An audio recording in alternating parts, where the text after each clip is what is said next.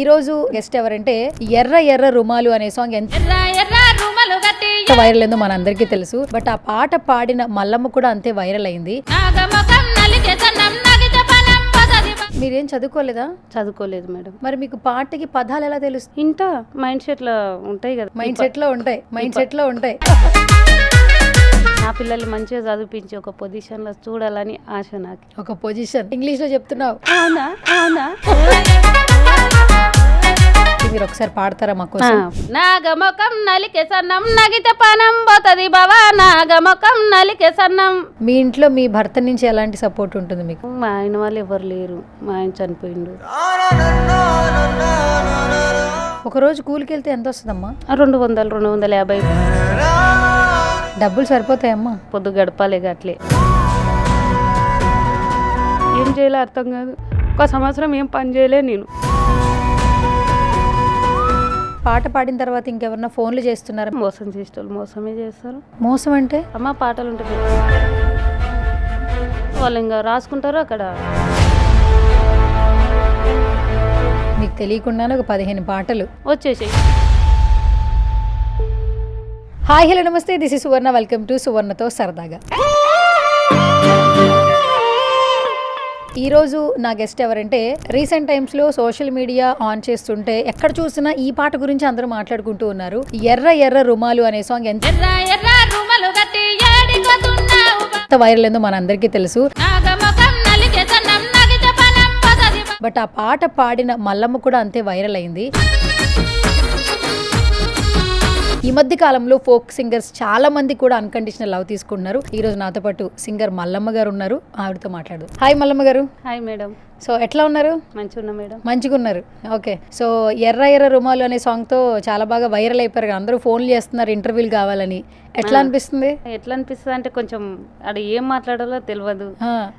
వాళ్ళు నేనేది అంటే వాళ్ళు అజ్జి ఒక ఏమంటారు జోక్ లాగా తీసుకొని పెట్టేస్తారు స్క్రీన్ పైన. నాకు కొంచెం ఇబ్బంది అవుతుంది దాంట్లోకి. ఇంటర్వ్యూ ఇయ్యరాదు, నాకు మాట్లాడడానికి రాదు అని. ఓకే. సో మొత్తానికి సాంగ్ అయితే బాగా వైరల్ అయింది కదా. సో సాంగ్ కొంచెం పక్కన పెట్టి అసలు మీ గురించి తెలుసుకుందాం. అసలు మీరు అసలు ఎక్కడ ఉంటారు? ఇక్కడ హౌస్లోన్పల్లి మా అమ్మ వాళ్ళది, అక్కడనే ఉంటా. అమ్మ వాళ్ళు? అత్తగారిది అపరేటిపల్లి. అపరేటిపల్లి. ఓకే. హైదరాబాద్ నుంచి ఎంత దూరం అక్కడికి? 4 గంటలు పడుతుంది. 4 గంటలు అంటే ఈరోజు ఇంటర్వ్యూకి కూడా మీరు 4 గంటలు జర్నీ చేసి వచ్చారు. మీకు పిల్లలు ఎంతమంది? నాకు 3 అమ్మ, ఒక బాబు, 2 పాపలు. బాబు 2 పాపలు. ఓకే. చిన్నప్పటి నుంచి పాటలు పాడేవాళ్ళ మీరు? పాడతాం, అమ్మ పాడుతుంది. ఇంకా అమ్మ ద్వారా కొంచెం నేర్చుకున్నా నేను. ఓకే. సో ఇక్కడ రాజేంద్ర నుంచి ఎలా మీకు అవకాశం వచ్చింది ఈ సాంగ్కి? నేనా మేడం, ఒక అన్న వాడిండు, ఉన్నపర్తి అన్న వాడిండు. ఆ అన్న గొర్రెలు కాసుకుంటా పాడుకుంటుంటే నేను అనుకుంటుంటే చదువుకున్న వాళ్ళే పోయి పాడాలేమో ఆడ, మనకు రాదు, చదువు లేదు కదా అన్నట్టు నేను అనుకుని సైలెంట్ అయిపోతుంటే ఇట్లా, అరే మనకి ఇయ్యరు కదా అట్లా పోయి వాళ్ళలాగా మేము పాడతాము, ఎందుకు పాడాము అన్నట్లు నాకు అనిపించేది. ఇంకా చదువు ఒకటి ఉంది కదా, మేము నేర్చుకోవాలి, చదువు నేర్వలే. ఇంకా అట్లా అన్న పాడితే అవును ఆ అన్నకు గిట్ట చదువు లేదు కదా పాడిండు, నేను పోయి పాడగలుగుతా అని నా తపన అది. మీరేం చదువుకోలేదా? చదువుకోలేదు మేడం. మరి మీకు పాటకి పదాలు ఎలా తెలుస్తాయి? అంటే రాసిస్తారు, చదవలేరు, మరి మీరు ఎలా వింటారు, విని ఎలా పాడతారు? ఇంట మైండ్ సెట్ లో ఉంటాయి కదా, ఇది అయిన తర్వాత ఇది మైండ్ సెట్ లో ఉంటాయి. మైండ్ సెట్ లో ఓకే. ఓకే, మైండ్ లో స్టోర్ చేసుకుంటారు. అమ్మ చెప్తుంది గది గట్లా కాదు గిట్లా అంటది, ఇంకా నేను రాంగ్ పోయినా అమ్మ కరెక్ట్ చెప్తుంది. అంటే ఒక్కొక్క పదాన్ని మీకు చెప్తూ ఉంటే దాన్ని మీరు అర్థం చేసుకుని పాడుతూ ఉంటారు. పాడతాం. అయితే చాలా కష్టం, అయితే చాలా టాలెంట్ ఉండాలి అయితే. ఓకే. సో ఫస్ట్ అయితే ఆపర్చునిటీ ఇచ్చారు కదా, అవకాశం ఇచ్చారు కదా రాజేంద్ర గారు. ఏం చెప్తారు మీరు రాజు గురించి? ఏం చెప్తా మేడం, అంతకన్నా ముందు రాజు అన్న ఆ అవకాశం ఇచ్చిండు, అన్న దాన్ని పక్కన పెట్టేసిండు నా సాంగ్. తర్వాత వేరే రాజు అన్న ఉంటాడు, సాయిలన్న సాంగ్ పాడిన చూడు, ఆ అన్న ఛానల్ చెప్పనీకి రాదు నాకు, పర్లేదు. రాజు అన్న ఈయన సాంగ్ తీసుకొని అవకాశం ఇచ్చినట్టు ఇచ్చి దాన్ని ఆఫ్ చేసాడు. ఆఫ్ చేసిన తర్వాత అన్న మళ్ళీ మా ఊర్లో ఒక అమ్మాయి దీంట్లోనే డ్యాన్స్ చేస్తుంది అన్నట్టు, సంధ్య అంటారు ఆమె పేరు. ఆమె అక్క నేను ఒక అన్న సాంగ్ అడుగుతున్నాడు, నువ్వు ఇస్తావా అంటే ఇస్తా, రాక నేను పాడిపిస్తా అంటే ఆమె ద్వారా రాజు అన్నతోనే సాయిలన్న పాట పాడిన అన్నట్టు. ఇది ఎర్రెర రుమల్ది పక్కన పెట్టేసిండు. ఇంకా ఆ సాంగ్ బయటకు వచ్చింది నాది.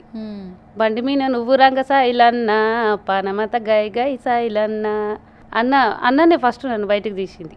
ఓకే, ఫస్ట్ పాడిన పాట ఏంటి ఇదేనా? ఇది ఎర్రెర రుమల్ది ఇదే కానీ దాన్ని పక్కకు పెట్టేసిండు అన్నాను. అచ్చా, ఓకే. సో ఇప్పుడు ఎక్కడ చూసినా ఇదే పాట వినిపిస్తుంది కాబట్టి మీరు ఒకసారి పాడతారా మాకు? పాడతా మేడం. ఎర్ర ఎర్ర రుమలు గట్టి ఏడికోతున్నావు బావా, ఎర్ర ఎర్ర రుమలు గట్టి నాగమొఖం నలికే సన్నం నగితే పనం పోతది బావా, నాగమొఖం నలికే సన్నం పచ్చ పచ్చ వంగులు దొడిగి ఏడికోతున్నావు బావా, పచ్చ పచ్చ వంగులు దొడిగి నాగమొఖం నలికే సన్నం నగితే పనం పోతది బావా, నాగమొఖం నలికే సన్నం. బాగుంది actually. So first of all పాటలు పాడాలని చిన్నప్పటి నుంచి ఉండింది కదా, చదువు రాకపోయినా కూడా పాటలు పాడాలని ఇంట్రెస్ట్ ఉండింది. ఈ రోజు ఒక అవకాశం వచ్చింది, ఎంతో మంది బాగా పాడావు మల్లమ్మ అని చెప్తున్నారు. ఏం చెప్తారు మీరు? ఏం చెప్తా, నన్ను మంచిగా ఆదరించిన దానికి అందరికి ధన్యవాదాలు మాత్రమే చెప్పగలుగుతా. నాకు అదే తెలుసు, ఇంక అంతకు మించి ఎక్క తెలియదు. మీ ఊర్లో అందరూ ఏం చెప్తున్నారు? పొద్దున్న లేగిస్తే మీరు అక్కడే ఉంటారు కదా, అందరూ మిమ్మల్ని యూట్యూబ్లో చూస్తున్నారు, పాటలు వింటూ ఉన్నారు, ఇంటర్వ్యూలు చేస్తూ ఉన్నారు, ఏం చెప్తున్నారు? ఏం చేద్దాం, మంచిగా వచ్చింది, ఇన్ని రోజులు ప్రయత్నం చేసినావు కదా, ఇప్పుడు నీకంటూ ఒక పేరు వచ్చింది, అట్లే ముందుకు వెళ్ళిపో, మీ పిల్లలకి ఆదరవవుతుంది అన్నట్టు చెప్తారు. ఓకే.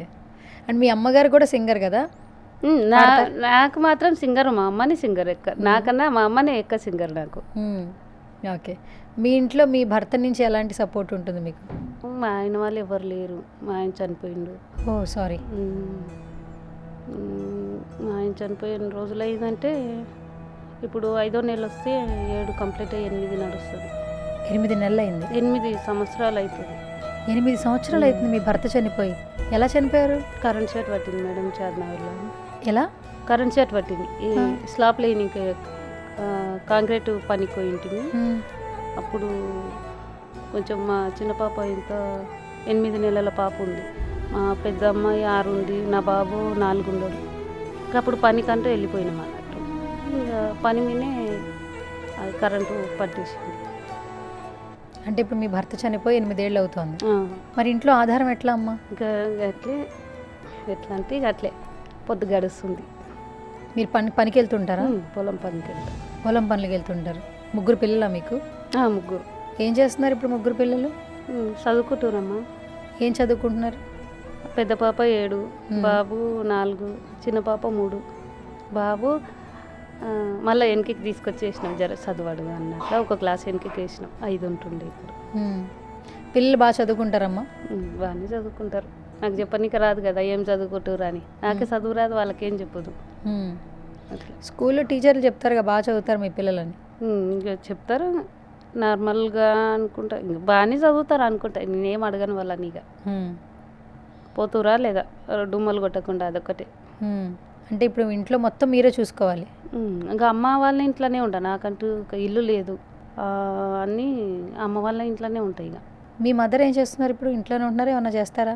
అమ్మ పొలం పనులే. నాన్న పొలం పనులే చేస్తాం, అందరం పొలం పనే చేస్తాం. ఓకే. ఇప్పుడు మీ అమ్మగారు ఇంట్లోనే ఉంటున్నారు, మీ పిల్లలు కూడా వాళ్ళే చూస్తున్నారు? ఇంకా అందరం పని, పొలం పని చేస్తాం అంతే. ఇక పొలం పనులు చేస్తూ పొలం పనుల మీద వచ్చేటువంటి డబ్బుతో పిల్లల్ని చదివిస్తున్నారు అంతేనా? కూలి పోతా మేడం, అమ్మ వాళ్ళకంటే కొంచెం ఉంది పొలం. ఇంకా నేనంటే వాడు ఇల్లు లేదు కదా, నేను కూలి చేస్తా. ఒకరోజు కూలికి వెళ్తే ఎంత వస్తుందమ్మా? 200, 250, 300 కాడికి వస్తుంది ఒక రోజంతా. రోజంతా ఏం పని ఉంటుంది నార్మల్గా? ఎండలో ఉంటుంది కదా పని అంతా. ఇప్పుడు ఎండలు అంటే ఇప్పుడు ఎండాకాలం కాబట్టి ఉల్లిగడ్డ పీకేది ఉంటుంది, కోసేది ఉంటుంది, ఇది ఉంటుంది. ఇంకా వర్షాకాలంలో నాట్లు కలుపు తీయడం, ఇంకా పత్తి అవి ఉంటాయి. డబ్బులు సరిపోతాయమ్మా? ఇంకా సరిపెట్టుకోలే కదా, సరిపోతాయి అంటే ఇంకా